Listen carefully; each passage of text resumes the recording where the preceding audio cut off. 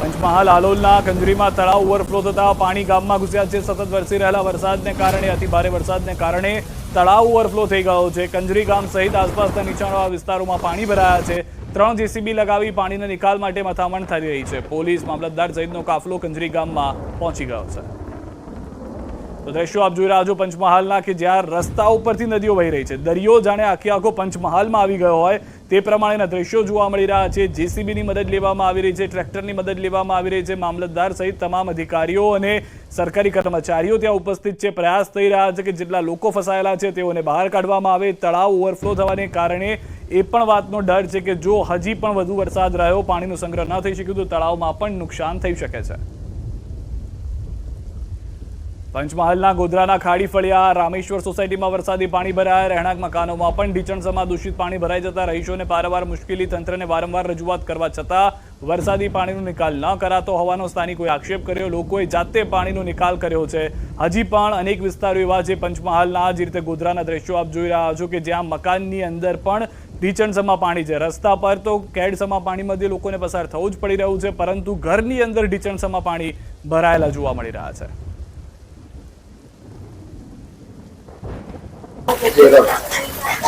ગોધરા શહેરના ખાડી ફળિયા વિસ્તારમાં આવેલ રામેશ્વર નગર સોસાયટીના હું આપને સીધા દ્રશ્યો બતાવીશ। આપ દ્રશ્યોમાં જોઈ શકો છો જે પ્રમાણે પરિસ્થિતિ છે। હાલ રહેણાંક મકાનો છે ને જેમાં ઘૂંટણસમાં પાણી ઘૂસી જતા રસોઈ બનાવવા સહિતની જે પરિસ્થિતિ છે તે ખૂબ જ કફોડી બની છે। અહીંના રહીશો પારાવાર મુશ્કેલીનો સામનો કરી રહ્યા છે। હું આપને આ તરફના માર્ગના પણ દ્રશ્યો બતાવવાનો પ્રયત્ન કરીશ। આપ માર્ગના દ્રશ્યો પણ જોઈ શકો છો કે જે પ્રકારે જે પાણી ભરાયા છે આપ આ તરફ પણ જોઈ શકો છો। પલંગ ડૂબી ગયો છે પાણીમાં। એવી જ રીતે ઘરનું તમામ ફર્નિચર પાણીમાં હાલ ગરકાવ થયેલું જોવા મળી રહ્યું છે। અહીં તંત્રને વારંવાર રજૂઆત કરવામાં આવતી હોય છે। તંત્ર દ્વારા પાણીના નિકાલને યોગ્ય વ્યવસ્થા કરવામાં આવતી નથી, જેથી રહીશોને કાયમ આ જ પરિસ્થિતિનો ભોગ બનવું પડતું હોય છે। અહીંયા ના આપણી પાસે એક રહીશ છે, તેઓને પણ આપણે પૂછવાનો પ્રયત્ન કરીશું તેઓને કેવા પ્રકારનું નુકસાન થાય છે અને શું મુશ્કેલીનો સામનો કરો। આ જે રીતે પાણી ભરાયા છે, કેટલા મકાનો ભરાયા છે, આપનું નામ શું છે, આ કઈ સોસાયટી છે ને આ પરિસ્થિતિથી આપને કેવી તકલીફ પડે છે? મારું નામ સોલંકી મુકુલસિંહ ઉમેશ કુમાર છે। રામેશ્વર નગર ખાડી ફળિયામાં સતત દર ચોમાસામાં પાણી ભરાઈ જાય છે ઘૂંટણસમાં ઘરમાં। અહીંયા રામેશ્વરમાં 10 થી 15 ઘર એવા છે કે જેમાં ઘૂંટણસમાં પાણી ભરાઈ જાય છે। દર વખત ચોમાસામાં જાણ કરવામાં આવે છે કે પાણીનો નિકાલ કરો, પણ આજ સુધી કોઈ નિકાલ થતો નથી। એટલે અમને એટલું જ છે તંત્રને કે જ્યાં સુધી વહેલો નિકાલ થઈ જાય તો સારામાં સારું રહેશે। નગરપાલિકા તંત્ર દ્વારા વહેલી તકે વરસાદી પાણીના યોગ્ય નિકાલ કરવામાં આવે એવી અહીંના રહીશો માગણી કરી રહ્યા છે। રાજેશ જોશી, ન્યૂઝ 18 ગુજરાતી, ગોધરા, પંચમહાલ। તરફ વડોદરાથી પણ સમાચાર। વડોદરામાં ધોધમાર વરસાદ। વડોદરા શહેરમાં સવારથી અત્યાર સુધી 10 ઇંચ વરસાદ વરસ્યો છે। પાદરામાં 8 ઇંચ વરસાદ વરસી ચૂક્યો છે। ડેસરમાં 5 ઇંચ વરસાદ છે। સાવલીમાં 5 ઇંચ વરસાદ છે। વાઘોડિયામાં 4.5 ઇંચ વરસાદ વરસી ચૂક્યો છે। ડભોઈમાં 3.25 ઇંચ, કરજણમાં 2 ઇંચ વરસાદ વરસી ચૂક્યો છે। વડોદરાથી મહત્વના અને મોટા સમાચાર। હાલમાં અનેક વિસ્તારો જળબંબાકાર છે। વડોદરાનો સયાજીગંજ વિસ્તાર પાણીમાં ગરકાવ। સયાજીગંજ વિસ્તારમાં ભરાયા કેડસમાં પાણી, લોકોના ઘરોમાં પાણી ભરાવાની શરૂઆત। સતત વરસાદ વચ્ચે વડોદરામાં સ્થિતિ કફોડી બની રહી છે। વિવિધ વિસ્તારોમાં પાણી ભરાયા છે। વધુ માહિતી મેળવીશું ન્યૂઝ 18 સંવાદદાતા વડોદરાથી મૌલિક અમારી સાથે જોડાઈ ગયા છે તેમની પાસેથી। મૌલિક, જે રીતની પરિસ્થિતિ જોવા મળી રહી છે, આપ ખુદ હાલમાં કેડસમાં પાણીમાં છો। વડોદરાનો કદાચ કોઈ વિસ્તાર બાકી નહીં હોય કે જ્યાં જળ પ્રલય ના હોય?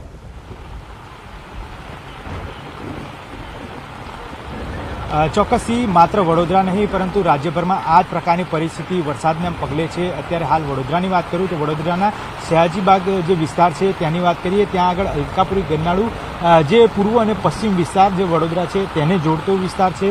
અને ખાસ કરી આ પાણી જે દ્રશ્યો જોઈ શકાય છે કે દૂર દૂર સુધી ગરનાળું જે છે તે સાવ પેક હાલતમાં છે અને ત્યાં આગળ બેરિકેડિંગ લગાવી અને કોઈ અહીંથી પસાર ના થાય અને કોઈ હોનારત ના સર્જાય તે માટે તકેદારી રાખવામાં આવી છે। પરંતુ મૂળ વાત એ છે કે આજે મહત્વનો વિસ્તાર કહી શકાય, પૂર્વ અને પશ્ચિમ વિસ્તારને જોડતો વિસ્તાર, તે ગરનાળું બનશે। આવા અનેક એવા ગરનાળા છે જે આગામી સમયમાં આ જ પ્રકારની વરસાદની પરિસ્થિતિ રહી તો બંધ બંધ થઈ જશે.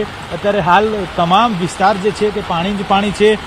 જે રીતે વિગતો પ્રાપ્ત થઈ રહી છે કે અત્યારે હાલ સ્કૂલ બોર્ડ દ્વારા એ પ્રકારનો નિર્ણય લેવામાં આવ્યો છે કે બરોડામાં તમામ સ્કૂલો આવતીકાલે ઓરેન્જ એલર્ટ છે તેને પગલે બંધ રાખવામાં આવશે. સાથે સાથે જો આ જ પ્રકારની પરિસ્થિતિ વરસાદી માહોલની હજી પણ 2-1 કલાક રહી તો વિશ્વામિત્રી નદીને જોડતો જે બ્રિજ છે કાલાઘોડા સર્કલ નજીકનો વિસ્તાર તે પણ બંધ થઈ શકે છે. અને આવનારા દિવસોમાં તેને પગલે જો પાણીની સપાટી જે છે તે 26.80 સુધી ગઈ છે, એટલે ભયજનક સપાટી જે છે તે ત્યાં પહોંચી ચૂકી છે. પરંતુ જો વિશ્વામિત્રી નદીને 30 ફૂટ ઇંચ સુધીની જે આ વિસ્તારની સપાટી જે છે ત્યાં પહોંચી જાય તો લગભગ એ રોડ છે તે બંધ કરવાની સ્થિતિ આવે અને સમગ્ર વડોદરા જે છે તે પાણીમાં વહેતું થઈ જશે. મૌલિક, સૌથી વધારે મહત્વની વાત એ પણ છે કારણ કે નદીનું સ્તર જો વધે છે તો વગર વરસાદે પણ વડોદરાવાસીઓને હેરાન થવું પડી શકે છે. બીજી તરફ જે શાળાઓમાં પણ રજા છે, કયા કયા વિસ્તારો એવા છે કે જ્યાં હજી પણ પાણી ભરાયેલા છે? વરસાદ તો સમગ્ર કદાચ વડોદરામાં ચાલુ છે.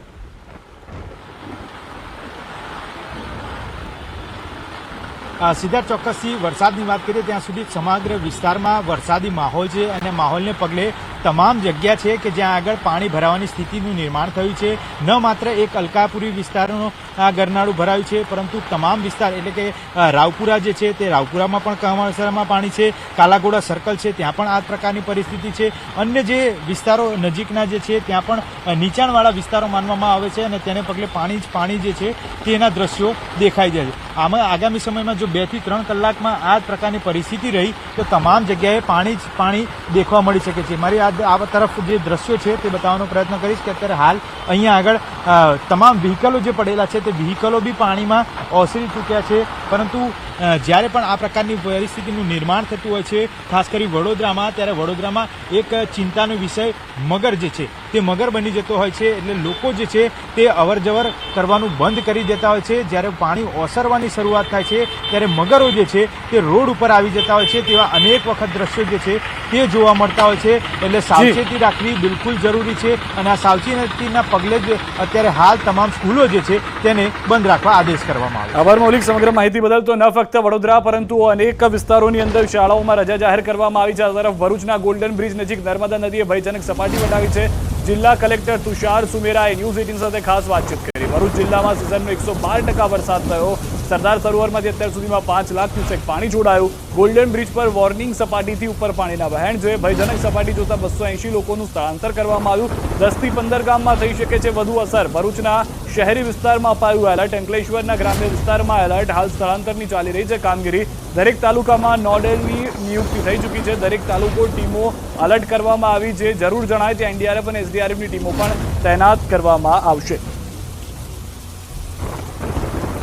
રાજ્યમાં ભારેથી અતિભારે વરસાદની આશંકા વ્યક્ત કરવામાં આવી છે. દક્ષિણ ગુજરાતની અંદર પણ સાર્વત્રિક વરસાદની સાથે રેડ એલર્ટ જે છે તે આપવામાં આવ્યું છે. ભરૂચને પણ રેડ એલર્ટ આપવામાં આવ્યું છે. આપણી સાથે ભરૂચ કલેક્ટર તુષાર સુમેરા છે, તેમની સાથે વાત કરીશું. ભરૂચનું રેડ એલર્ટ છે, કેટલા વિસ્તારોમાં અત્યારે હાલ વરસાદ છે? પાણી જે સરદાર સરોવર ડેમમાંથી છોડાયું છે, કેટલા ક્યુસેક પાણી અહીંયા આવ્યું છે? હજુ કેટલા ક્યુસેક પાણી આવવાની આશંકા છે? શું આખી વાત છે? અમારા આ વખતની સિઝનના 112% રેન્જ પર અમે પહોંચી ગયા અને અત્યારે સાર્વત્રિક આખા જિલ્લામાં વરસાદ છે. તમામ તાલુકાઓમાં એમાં વરસાદ છે. નર્મદા ડેમમાંથી જે છોડાય છે એ ઉપરાંત કરજણથી જે આવે અને વચ્ચે જે આખો રેન આવે છે એ બધું ગણતા હાલ અંદાજિત જે 4,65,000 કે 5-1 લાખ ક્યુસેક જેવું પાણી હાલ આવી રહ્યું છે. અમારા ગોલ્ડન બ્રિજની જ્યાંથી આપણે લેવલને માપીએ છીએ ત્યાં જોતાં 22 ફૂટ એ અમારું વોર્નિંગ લેવલ છે, 24 ફૂટ એટલે ડેન્જર લેવલ. હાલ એક્ઝેક્ટ 24 ફૂટ ઉપર નર્મદા નદી ત્યાં વહી રહી છે ગોલ્ડન બ્રિજ ઉપર. તેનાથી ઇફેક્ટ અમારા બંને સાઈડ, અંકલેશ્વર સાઈડ અને ભરૂચ સાઈડ. અંકલેશ્વર સાઈડનો રૂરલ એરિયા વધારે ઇફેક્ટ થાય છે, વેરેઝ ભરૂચ સાઈડનો અર્બન એરિયા અફેક્ટેડ થાય છે. આ બધામાં અમે વોર્નિંગ સહિતનું અપાઈ ગઈ છે. કેટલા ગામોને એલર્ટ આપવામાં આવ્યું છે? હાલ પરિસ્થિતિ શું છે અને કેટલા લોકોનું સ્થળાંતર કરવામાં આવ્યું છે? સ્થળાંતર જોઈએ તો 280 લોકો હાલ અમારા જે રાતથી જ અમે સ્થળાંતર કર્યા. એ સિવાય રૂરલ વિસ્તારમાં હાલ થોડું ચાલી રહ્યું છે. જે પ્રમાણે સપાટી વધી રહી છે, જળસ્તર વધી રહ્યું છે. તો માંડવીના દેવપરના પણ દ્રશ્યો આપ જોઈ રહ્યા છો, જ્યાં મોટી સંખ્યાની અંદર જે લોકો હતા તેઓનું સ્થળાંતર કરવામાં આવ્યું છે. માંડવીના દેવપર ગઢસીસામાં ભારે પાણીના પ્રવાહથી માર્ગ તૂટી ગયો છે. માંડવી તાલુકાના દેવપર ગઢમાં ગામની બાજુમાં રસ્તો ધોવાયો છે।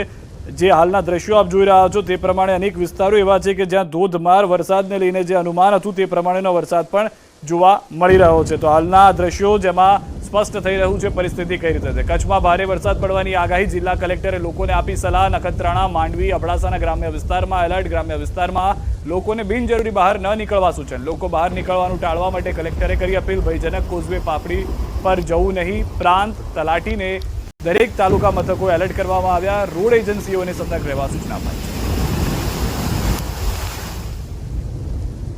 એ રીતની વરસાદની ગજવીજ સાથે વરસાદની આગાહી અત્યારે છે તો કૃપા કરીને પોતાના ઘરથી બિનજરૂરી બહાર નીકળવા ટાળે।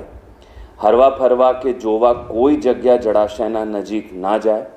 ખાસ કરીને કોઈ કોઝવે અથવા પાપડી હોય જેના ઉપરથી પાણી વહેતું હોય તો એને જોખમી રીતે ક્રોસ ના કરે। હાલ રોકાઈશું એક વિરામ માટે, પરંતુ ન્યૂઝ 18 ગુજરાતી પર વરસાદની પળે પળની અપડેટ્સ યથાવત રહેશે।